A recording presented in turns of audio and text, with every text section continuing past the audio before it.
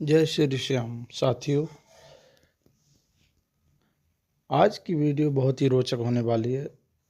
आज हम जानेंगे कि बड़े लोग सुखी क्यों रहते हैं।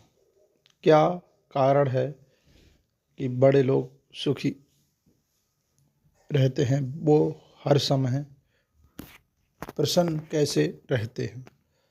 बड़े लोग का मतलब यह नहीं कि सोच, आचरण और जीवन की दृष्टि से जुड़ा है। इसे सरलता और गहराई से समझाने का प्रयास किया जा रहा है।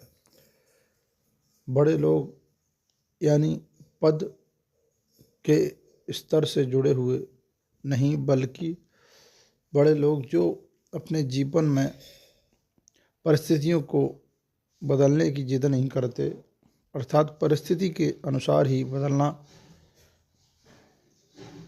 चाहते हैं, वह लोग बड़े लोग कहलाते हैं। जैसे जो लोग परिस्थिति के हिसाब से बदलते रहते हैं, उनकी अपेक्षाएं कम, स्वीकारता अधिक होती हैं। बड़े लोग परिस्थिति बदलने की जिद कभी नहीं करते।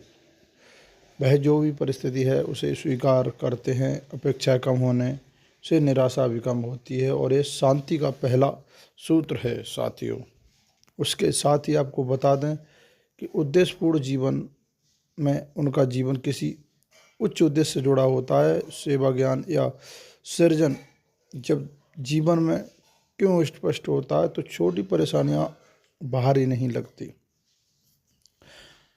आत्म अनुशासन और साधना, नियमित दिनचर्या, ध्यान, जप और प्रार्थना, आत्मचिंतन, ये भी मन को स्थिर रखते हैं और साथ ही अनुशासन से मन की चंचलता घटती है और सुख में भी वृद्धि होती है।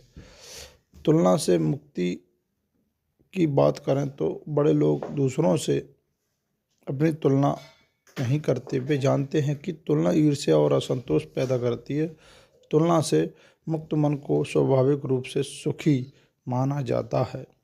ऐसा माना जाता है कि आप एक दूसरे से तुलना नहीं करें तो आपकी इच्छाएं और कम रहती हैं, अर्थात आपको किसी से ईर्ष्या नहीं होगी और आपकी आत्मा को शांति भी रहती है।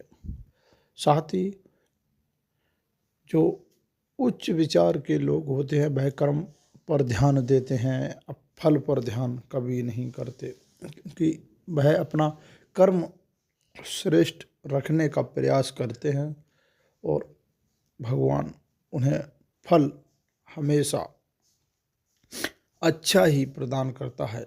लेकिन उच्च श्रेणी के लोग अपनी सोच को कर्म पर ही रखते हैं, फल पर कभी ध्यान नहीं देते। लेकिन वह यह भी जानते हैं कि कर्म यदि सही ढंग से किया गया है तो उसका फल भी अच्छा ही अवश्य प्राप्त होगा और इससे भी उनकी चिंता कम हो जाती है और वह वर्तमान समय में आनंद महसूस करते हैं और वैराग्य और असंतोष भी उन्हें नहीं होता। अब हम बात करें कि वहीं यदि उनके पास संसाधन हो या ना हो, उनसे उन्हें कोई फर्क नहीं पड़ता। उनका सुख उनके नियंत्रण से बाहर नहीं जाता। संतोष के कारण भी वे प्रसन्न रहते हैं और वह विनम्र भी रहते हैं, इसलिए भी उन्हें सुख प्राप्त होता है और उनके मन में क्षमा और करुणा का भाव भी रहता है। वे दयावान भी होते हैं, वे द्वेष नहीं पालते। क्षमा से मन हल्का रहता है और करुणा से संबंध भी मधुर बन जाते हैं और यह आंतरिक सुख की सबसे बड़ी वजह है। वहीं हम बात करें तो श्रेष्ठ लोग सच्चा ज्ञान, आत्मज्ञान और बड़े लोग यह भी जानते हैं कि भारी वस्तुएं क्षणिक हैं, स्थायी आनंद आपके स्वयं के अंदर ही है। यही समझ उन्हें स्थिर और प्रसन्न रखती है। इससे भी उनके सुख में वृद्धि होती है।